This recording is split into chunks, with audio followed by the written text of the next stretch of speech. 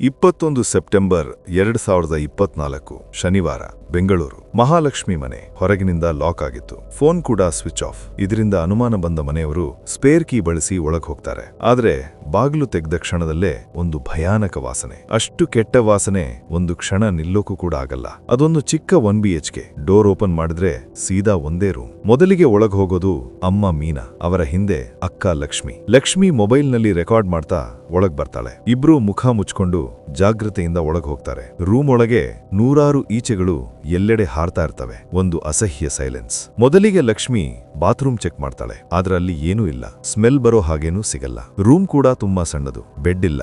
ನೆಲದ ಮೇಲೆ ಚಾಪೆ ಚದರ. ಪಕ್ಕದಲ್ಲಿ ಒಂದು ಕಪ್ಪು ಸೂಟ್ ಕೇಸ್. ಆದ್ರೆ ಮೀನಾಳ ಗಮನ ಒಂದೇ ಜಾಗಕ್ಕೆ ಹೋಗಿ ನಿಲ್ಲುತ್ತೆ. ಅಲ್ಲಿ ಸ್ಮೆಲ್ ಜಾಸ್ತಿ. ಈಚೆಗಳು ಅಲ್ಲಿ ಸೇರಿಕೊಂಡಿವೆ. ಅದು ಫ್ರಿಡ್ಜ್. ಅದನ್ನ ಓಪನ್ ಮಾಡೋಕೆ ಅವರಿಗೆ ಭಯ ಆಗ್ತಿದೆ. ಒಳಗೆ ಏನಿರಬಹುದು ಅನ್ನೋ ಫೀಲ್. ಅಷ್ಟರಲ್ಲಿ ಲಕ್ಷ್ಮಿ ಮತ್ತೆ ಒಮ್ಮೆ ಬಾತ್ರೂಮ್ ಕಡೆ ಹೋಗ್ತಾಳೆ. ಆದ್ರೆ ಅವಳು ಹಿಂದಿರುಗುವಷ್ಟರಲ್ಲಿ ಮೀನಾ ಫ್ರಿಡ್ಜ್ ತೆಗಿತಾರೆ. ಫ್ರಿಡ್ಜ್ ಓಪನ್ ಮಾಡಿದ ಕ್ಷಣದಲ್ಲೇ ಒಂದು ತುಂಬಾ ಕೆಟ್ಟ ವಾಸನೆ ಹೊರಗೆ ಬರುತ್ತೆ. ತಾಳೋಕಾಗದೆ ಅವರು ಹಿಂದೆ ಸರಿತಾರೆ. ಕೆಲವೇ ಸೆಕೆಂಡ್ಸ್ನಲ್ಲಿ ಅವರ ಕಣ್ಮುಂದೆ ಬಂದ ದೃಶ್ಯ ಜೀವನದಲ್ಲಿ ಯಾವತ್ತೂ ಮರೆತೇ ಆಗದದ್ದು. ಫ್ರಿಡ್ಜ್ ಒಳಗೆ ಮಹಾಲಕ್ಷ್ಮಿಯ ಶವ ಚಿಕ್ಕ ಚಿಕ್ಕ ತುಂಡುಗಳಲ್ಲಿ ಕತ್ತರಿಸಿ ಇಡಲಾಗಿತ್ತು. ಮೇಲಿನ ಶೆಲ್ಫ್ನಲ್ಲಿ ಕಾಲು, ಕೆಳಗೆ ತಲೆ. ಅದನ್ನ ನೋಡಿದ ಕ್ಷಣಕ್ಕೆ ಅವರಿಂದ ಜೋರಾಗಿ ಕಿರುಚಾಟ.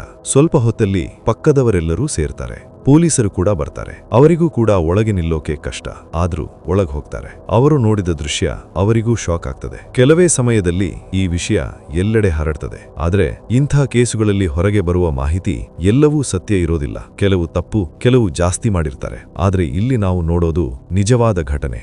ಪೊಲೀಸರು ಇನ್ವೆಸ್ಟಿಗೇಷನ್ ಶುರು ಮಾಡ್ತಾರೆ. ಮೊದಲಿಗೆ ಕ್ರೈಮ್ ಸೀನ್ ಮಾಡ್ತಾರೆ. ಮನೆ ಬಾಗಿಲಲ್ಲಿ ಯಾವುದೇ ಜೋರಾಗಿ ಒಡೆದ ಗುರುತುಗಳಿಲ್ಲ. ಅಂದ್ರೆ ಯಾರೂ ಬಲವಂತವಾಗಿ ಒಳಗ್ ಬಂದಿಲ್ಲ. ಇದರಿಂದ ಒಂದು ವಿಷಯ ಕ್ಲಿಯರ್: ಮಹಾಲಕ್ಷ್ಮಿ ಆ ವ್ಯಕ್ತಿಯನ್ನು ಗೊತ್ತಿದ್ದವಳೆ. ಮಾಧ್ಯಮಗಳಲ್ಲಿ ಆಗಾಗ ಹೇಳ್ತಿದ್ದೇನು ಅಂದ್ರೆ ರೂಮ್ ತುಂಬಾ ರಕ್ತ, ಎಲ್ಲೆಡೆ ತುಂಡುಗಳು. ಆದ್ರೆ ರಿಯಾಲಿಟಿ ಬೇರೆ. ರೂಮ್ ಒಳಗೆ ಅಷ್ಟು ಗೊಂದಲ ಇರಲಿಲ್ಲ. ರಕ್ತವೂ ಕಾಣಿಸಲ್ಲ. ಇದನ್ನ ನೋಡಿ ಪೊಲೀಸರು ಶಾಕ್ ಆಗ್ತಾರೆ. ಇದಾದ್ಮೇಲೆ ಫೊರೆನ್ಸಿಕ್ ತಂಡ ಬರುತ್ತೆ. ಅವರು ಒಂದು ವಿಶೇಷ ಕೆಮಿಕಲ್ ಬಳಸ್ತಾರೆ, ಲ್ಯೂಮಿನಾಲ್. ಅದನ್ನ ನೆಲದ ಮೇಲೆ ಸ್ಪ್ರೇ ಮಾಡ್ತಾರೆ. ಅದರಿಂದ ಕಣ್ಣಿಗೆ ಕಾಣಿಸದ ರಕ್ತದ ಗುರುತುಗಳು ಕಾಣಿಸೋದು. ಅವ್ರು ಹೇಳಿದ್ದೇನು ಅಂದ್ರೆ ಅಪರಾಧಿ ಕ್ರೈಮ್ ಸೀನ್ ಕ್ಲೀನ್ ಮಾಡೋಕೆ ತುಂಬಾ ಪ್ರಯತ್ನ ಮಾಡಿದ್ದಾನೆ, ಬಹಳ ಜಾಗ್ರತೆಯಿಂದ, ಯಾವ ಟ್ರೇಸ್ ಕೂಡ ಉಳಿಯದಂತೆ. ಇದಾದ್ಮೇಲೆ ಫ್ರಿಡ್ಜ್ ಒಳಗಿನ ಎಲ್ಲಾ ತುಂಡುಗಳು ಲ್ಯಾಬ್ಗೆ ಕಳಿಸ್ತಾರೆ. ಮೊದಲಿಗೆ ಸುಮಾರು 30 ತುಂಡುಗಳು ಅಂತ ಅನ್ಸುತ್ತೆ. ಆದ್ರೆ ಜಾಸ್ತಿ ಚೆಕ್ ಮಾಡಿದ್ಮೇಲೆ ಒಟ್ಟು 59 ತುಂಡುಗಳು. ಇದನ್ ಕೇಳಿದ್ರೆ ಯಾರಿಗಾದ್ರೂ ನಡ್ಕ ಬರುತ್ತೆ. ಇದಾದ್ಮೇಲೆ ಪೊಲೀಸರು ಮಹಾಲಕ್ಷ್ಮಿ ಬಗ್ಗೆ ಮಾಹಿತಿ ಕಲೆ ಹಾಕೋಕೆ ಶುರು ಮಾಡ್ತಾರೆ. ಅವಳ ಫ್ಯಾಮಿಲಿ ಮೂಲತಃ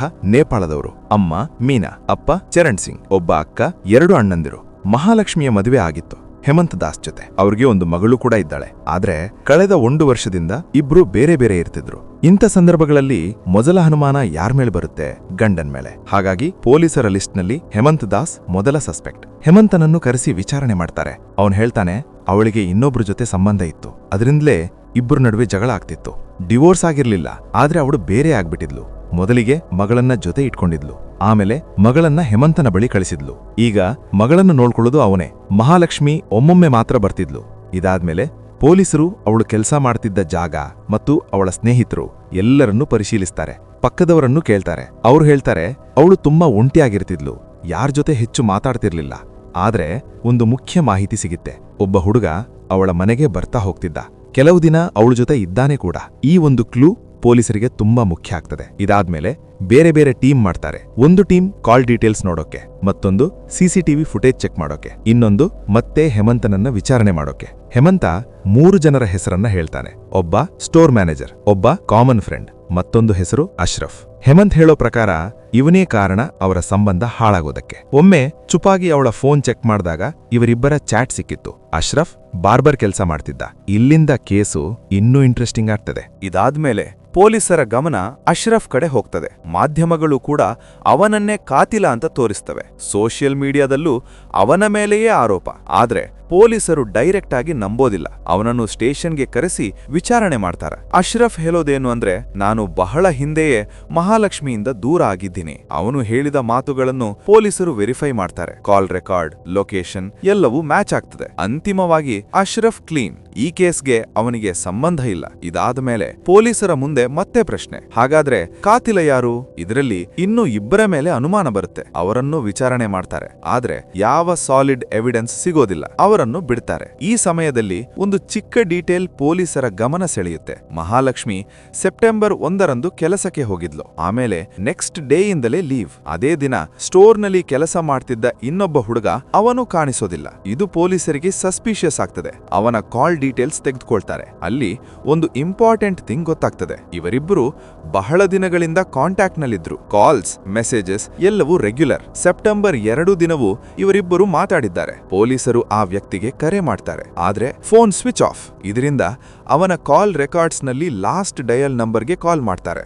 ಆ ಕಾಲ್ ಹೋಗಿದ್ದು ಒಬ್ಬನಿಗೆ, ಸ್ಮೃತಿ ರಂಜನ್. ಪೊಲೀಸರು ಅವನನ್ನು ಕರೆಸಿ ವಿಚಾರಣೆ ಮಾಡ್ತಾರೆ. ಅವನು ಹೇಳೋದು, ಅವನು ನನ್ನ ತಮ್ಮ, ಹೆಸರು ಮುಕ್ತಿ ರಂಜನ್ ರಾಯ್. ಇಲ್ಲಿಂದ ಪೊಲೀಸರ ದಾರಿ ನೇರವಾಗಿ ಕಾತಿಲ ಕಡೆ ಹೋಗ್ತದೆ. ಆದ್ರೆ ಈ ವಿಷಯ ಹೊರಗೆ ಬಂದ್ರೆ ಕೇಸ್ ಮೇಲೆ ಪರಿಣಾಮ ಬೀಳಬಹುದು. ಅದಕ್ಕಾಗಿ ಪೊಲೀಸರು ಮೀಡಿಯಾಗೆ ಏನು ಹೇಳೋದಿಲ್ಲ. ಸೈಲೆಂಟ್ ಆಗಿ ಇನ್ವೆಸ್ಟಿಗೇಷನ್ ಮುಂದುವರಿಸ್ತಾರೆ. ಮುಕ್ತಿರಂಜನ್ ಬಗ್ಗೆ ಮಾಹಿತಿ ಕಲೆ ಹಾಕ್ತಾರೆ. ಅವನ ಫ್ಯಾಮಿಲಿ, ಅವನ ಹಳೆಯ ಜೀವನ ಎಲ್ಲವನ್ನು ಪರಿಶೀಲಿಸ್ತಾರೆ. ಇಲ್ಲಿ ಕಥೆ ಹಿಂದಕ್ಕೆ ಹೋಗ್ತದೆ. ಸುಮಾರು 6 ತಿಂಗಳು ಹಿಂದೆ ಮುಕ್ತಿ ಅದೇ ಕ್ಲೋದಿಂಗ್ ಸ್ಟೋರ್ನಲ್ಲಿ ಕೆಲಸಕ್ಕೆ ಜಾಯ್ನ್ ಆಗಿದ್ದ. ಅಲ್ಲೇ ಮಹಾಲಕ್ಷ್ಮಿ ಜೊತೆ ಪರಿಚಯ. ಮೊದಲು ಸ್ನೇಹ, ಆಮೇಲೆ ಸ್ಲೋ ಆಗಿ ಪ್ರೀತಿ. ಇಬ್ಬರು ಜೊತೆಯಲ್ಲಿ ಕೆಲಸ, ಜೊತೆಯೇ ಸಮಯ ಕಳೆಯೋದು. ಮುಕ್ತಿ ಅವಳಿಗೆ ಗಿಫ್ಟ್ಸ್ ಕೊಡ್ತಿದ್ದ, ಖರ್ಚು ಮಾಡ್ತಿದ್ದ. ಅವನಿಗೆ ಅವಳ ಪಾಸ್ಟ್ ಬಗ್ಗೆ ಗೊತ್ತಿತ್ತು. ಆದ್ರೂ ಅವನದನ್ನ ಇಗ್ನೋರ್ ಮಾಡಿದ್ದ.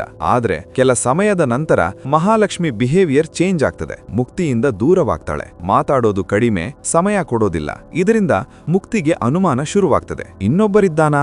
ಇದರಿಂದ ಜಗಳಗಳು ಶುರು. ಮಹಾಲಕ್ಷ್ಮಿ ಸ್ವಲ್ಪ ಶಾರ್ಟ್ ಟೆಂಪರ್, ಜಾಸ್ತಿ ಕೋಪ. ಜಗಳದಲ್ಲಿ ಮುಕ್ತಿಗೆ ಹೊಡೆಯೋ ಮಟ್ಟಕ್ಕೆ ಹೋಗ್ತಾಳೆ. ಆದ್ರೂ ಕೆಲ ಸಮಯದ ನಂತರ ಮತ್ತೆ ಪ್ಯಾಚಪ್ ಆಗ್ತಾರೆ. ಇದು ಒಂದು ಟಾಕ್ಸಿಕ್ ರಿಲೇಶನ್ಶಿಪ್ ಆಗ್ತದೆ. ಬಿಡೋಕಾಗಲ್ಲ, ಒಟ್ಟಿಗೆ ಇರೋಕಾಗಲ್ಲ. ಸೆಪ್ಟೆಂಬರ್ 1 ಇಬ್ಬರು ಕೆಲಸಕ್ಕೆ ಹೋಗಿದ್ದ ಕೊನೆಯ ದಿನ. ಮುಂದಿನ ದಿನ ಮುಕ್ತಿ ಅವಳಿಗೆ ಕಾಲ್ ಮಾಡ್ತಾನೆ, ನಾನು ನಿನ್ನನ್ನು ಭೇಟಿ ಮಾಡಬೇಕು ಅಂತ. ಮಹಾಲಕ್ಷ್ಮಿ ರೆಫ್ಯೂಸ್ ಮಾಡ್ತಾಳೆ. ಮುಕ್ತಿ ಜಬರ್ದಸ್ತಿ ಬರ್ತೀನಿ ಅಂತ ಹೇಳ್ತಾನೆ. ಅದಕ್ಕೆ ಮಹಾಲಕ್ಷ್ಮಿ ಪೊಲೀಸ್ಗೆ ಕಂಪ್ಲೇಂಟ್ ಕೊಡ್ತಾಳೆ. ಪೊಲೀಸರು ಮುಕ್ತಿಯನ್ನು ಹಿಡಿದು ಹೆದರಿಸ್ತಾರೆ. ಹಣ ಕೂಡ ತೆಗೆದುಕೊಳ್ತಾರೆ. ಇಲ್ಲಿಂದ ಮುಕ್ತಿಯೊಳಗೆ ಕೋಪ, ಅಪಮಾನ ಇವು ಹೆಚ್ಚಾಗ್ತವೆ. ಆದ್ರೂ ಅವನು ಮತ್ತೆ ಕಾಲ್ ಮಾಡಿ ಒಮ್ಮೆ ಮಾತಾಡೋಣ ಅಂತ ಕೇಳ್ತಾನೆ. ಈ ಸಲ ಮಹಾಲಕ್ಷ್ಮಿ ಒಪ್ಪುತ್ತಾಳೆ. ಮನೆಗೆ ಬಾ ಅಂತ ಕೇಳ್ತಾಳೆ. ಇದೇ ಎಲ್ಲವನ್ನು ಬದಲಾಯಿಸಿದ ರಾತ್ರಿ. ಸೆಪ್ಟೆಂಬರ್ 2 ರಾತ್ರಿ ಮುಕ್ತಿ ಮಹಾಲಕ್ಷ್ಮಿ ಮನೆಗೆ ಬರ್ತಾನೆ. ವ್ಯಾಲಿ ಕಾವಲ್ನ ಆ ಅಪಾರ್ಟ್ಮೆಂಟ್. ಮೊದಲಿಗೆ ಸಾಮಾನ್ಯ ಮಾತು, ಆದ್ರೆ ಸ್ವಲ್ಪ ಹೊತ್ತಲ್ಲಿ ಮತ್ತೆ ಜಗಳ ಶುರು. ಈ ಬಾರಿ ವಿಷಯ ಮದುವೆ. ಮಹಾಲಕ್ಷ್ಮಿ ಮುಕ್ತಿಗೆ ಪ್ರೆಷರ್ ಹಾಕ್ತಾಳೆ, ನನ್ನನ್ನ ಮದುವೆ ಮಾಡ್ಕೋ ಅಂತ. ಮುಕ್ತಿಗೆ ಅದು ಒಪ್ಪೋದಿಲ್ಲ. ಅವನಿಗೆ ಅನುಮಾನ ಅವಳ ಮೇಲೆ. ಮಾತಿಗೆ ಜಗಳ ಜಾಸ್ತಿ ಆಗ್ತದೆ, ಕೋಪ ಹೆಚ್ಚಾಗ್ತದೆ. ಹಾಗೆ ಹಿಂದಿನ ಹಾಗೆ ಮಹಾಲಕ್ಷ್ಮಿ ಮುಕ್ತಿಗೆ ಹೊಡೆತಾಳೆ. ಆದ್ರೆ ಈ ಸಲ ಮುಕ್ತಿಯ ಕೋಪ ಕಂಟ್ರೋಲ್ ಆಗೋದಿಲ್ಲ. ಅವನು ಒಂದು ಭಾರವಾದ ವಸ್ತು ತೆಗೆದು ಅವಳ ತಲೆಗೆ ಹೊಡಿತಾನೆ. ಮಹಾಲಕ್ಷ್ಮಿ ನೆಲಕ್ಕೆ ಬೀಳ್ತಾಳೆ. ರಕ್ತ. ಆ ಕ್ಷಣ ಎಲ್ಲವೂ ನಿಲ್ಲಿಸ್ಬೇಕಿತ್ತು. ಆದ್ರೆ ಮುಕ್ತಿಯೊಳಗಿನ ಕೋಪ ಇನ್ನೂ ಕಡಿಮೆಯಾಗಿಲ್ಲ. ಅವನು ಅವಳ ಕುತ್ತಿಗೆಯನ್ನು ಹಿಡಿದು ಒತ್ತುತ್ತಾನೆ. ಕೆಲವೇ ಕ್ಷಣಗಳಲ್ಲಿ ಮಹಾಲಕ್ಷ್ಮಿ ಸಾಯ್ತಾಳೆ. ರಾತ್ರಿ. ಸಮಯ ಹಾದು ಹೋಗ್ತದೆ. ಮುಕ್ತಿ ಅದೇ ರೂಮ್ನಲ್ಲಿ ಲಾಶ ಜೊತೆ ಕೂತಿರ್ತಾನೆ. ಅವನಿಗೆ ಅರ್ಥ ಆಗೋದಿಲ್ಲ, ಈಗ ಏನ್ ಮಾಡ್ಬೇಕು. ಪೂರ್ಣ ರಾತ್ರಿ ಅದೇ ಯೋಚನೆ. ಬೆಳಗ್ಗೆ ಒಂದು ಪ್ಲಾನ್ ಮಾಡ್ತಾನೆ. ಹೊರಗೆ ಹೋಗಿ ಒಂದು ಚಾಕು ತಂದುಕೊಂಡು ಬರ್ತಾನೆ. ಮೊದಲ ಪ್ಲಾನ್, ಲಾಶನ್ನು ಸೂಟ್ಕೇಸ್ನಲ್ಲಿ ಹಾಕಿ ಹೊರಗೆ ತೆಗೆದುಕೊಂಡು ಹೋಗೋದು. ಆದ್ರೆ ಅದು ಕ್ರೌಡ್ ಏರಿಯಾ, ಜನ ತುಂಬಾ, ರಿಸ್ಕ್ ಜಾಸ್ತಿ. ಅಷ್ಟರಲ್ಲಿ ಅವನ ಕಣ್ಣು ಫ್ರಿಡ್ಜ್ ಮೇಲೆ ಬೀಳುತ್ತದೆ. ಅವನು ಒಂದು ಭಯಾನಕ ನಿರ್ಧಾರ ತೆಗೆದುಕೊಳ್ತಾನೆ. ಲಾಶನ್ನು ಚಿಕ್ಕ ಚಿಕ್ಕ ತುಂಡುಗಳಾಗಿ ಕತ್ತರಿಸ್ತಾನೆ. ಒಟ್ಟು 59 ತುಂಡುಗಳು. ಆ ತುಂಡುಗಳನ್ನು ಫ್ರಿಡ್ಜ್ ಒಳಗೆ ಇಡ್ತಾನೆ. ಅವನ ಯೋಚನೆ, ಕೆಲ ದಿನ ವಾಸನೆ ಬರಲ್ಲ, ನಂತರ ನಿಧಾನವಾಗಿ ಡಿಸ್ಪೋಸ್ ಮಾಡಬಹುದು. ಇದಾದ ಮೇಲೆ ಪೂರ ಮನೆ ಕ್ಲೀನ್ ಮಾಡ್ತಾನೆ, ಯಾವ ಗುರುತು ಕೂಡ ಇರದಂತೆ. ರಾತ್ರಿ ಬಾಗಿಲು ಲಾಕ್ ಮಾಡಿ ಅಲ್ಲಿಂದ ಹೋಗ್ತಾನೆ. ಆದ್ರೆ ಮುಕ್ತಿ ಪ್ರೊಫೆಷನಲ್ ಕ್ರಿಮಿನಲ್ ಅಲ್ಲ. ಅವನಿಗೆ ಗಿಲ್ಟ್ ಶುರುವಾಗ್ತದೆ. ತಪ್ಪು ಮಾಡಿದ ಅನುಭವ. ಕೆಲ ದಿನ ಅಲೆದಾಡ್ತಾನೆ. ಕೊನೆಗೆ ತನ್ನ ಅಣ್ಣ ಸ್ಮೃತಿರಂಜನ್ಗೆ ಕಾಲ್ ಮಾಡ್ತಾನೆ. ಅವನನ್ನು ಭೇಟಿ ಮಾಡಿ ತನ್ನ ತಪ್ಪನ್ನು ಒಪ್ಪಿಕೊಳ್ಳುತ್ತಾನೆ. ನಂತರ ಬೆಂಗಳೂರು ಬಿಟ್ಟು ಒಡಿಶಾ ಕಡೆ ಹೋಗ್ತಾನೆ. ಅಲ್ಲಿ ತನ್ನ ತಮ್ಮನ ಬಳಿ ಇರ್ತಾನೆ. ಆದ್ರೆ ಅವನ ಮನಸ್ಸು ಶಾಂತ ಆಗೋದಿಲ್ಲ. ಕೇಸ್ ಹೊರಗೆ ಬರ್ತದೆ. ಪೊಲೀಸರು ಹುಡುಕ್ತಿದ್ದಾರೆ ಅನ್ನೋದು ಗೊತ್ತಾಗ್ತದೆ. ಕೊನೆಗೆ ಸೆಪ್ಟೆಂಬರ್ 25 ಬೆಳಗ್ಗೆ ಒಂದು ಮರಕ್ಕೆ ನೇಣು ಬಿಗಿದು ಮುಕ್ತಿ ಆತ್ಮಹತ್ಯೆ ಮಾಡಿಕೊಳ್ತಾನೆ. ಅವನ ಹತ್ತಿರ ಒಂದು ಡೈರಿ ಸಿಗುತ್ತೆ. ಅದರಲ್ಲ ತನ್ನ ತಪ್ಪನ್ನು ಬರೆದಿದ್ದಾನೆ. ತನ್ನ ನೋವು, ತನ್ನ ಕೋಪ ಎಲ್ಲವನ್ನು. ಇದರೊಂದಿಗೆ ಈ ಕೇಸ್ ಮುಗೀತು. ಒಂದು ತಪ್ಪು ನಿರ್ಧಾರ, ಒಂದು ಕೋಪದ ಕ್ಷಣ ಎಷ್ಟು ಜೀವಗಳನ್ನು ನಾಶ ಮಾಡಿತು ನೋಡಿ. ಮಹಾಲಕ್ಷ್ಮಿ ಜೀವ ಹೋಯಿತು. ಮುಕ್ತಿ ತನ್ನ ಜೀವನೇ ಕೊನೆ ಮಾಡಿಕೊಂಡ. 2 ಕುಟುಂಬಗಳು ಸಂಪೂರ್ಣವಾಗಿ ಒಡೆದವು. ಇಂಥ ಸಂದರ್ಭಗಳಲ್ಲಿ ಕೋಪ, ಅನುಮಾನ ಇವುಗಳನ್ನು ಕಂಟ್ರೋಲ್ ಮಾಡೋದು ತುಂಬಾ ಮುಖ್ಯ. ಇದು ಇವತ್ತಿನ ಕೇಸ್. ನಿಮ್ಮ ಅಭಿಪ್ರಾಯ ಏನು ಅಂತ ಕಮೆಂಟ್ನಲ್ಲಿ ಹೇಳಿ. ಮತ್ತೆ ಮುಂದಿನ ಕೇಸ್ನಲ್ಲಿ ಸಿಗೋಣ. ಸಬ್ಸ್ಕ್ರೈಬ್ ಮಾಡಿ. ಬಾಯ್.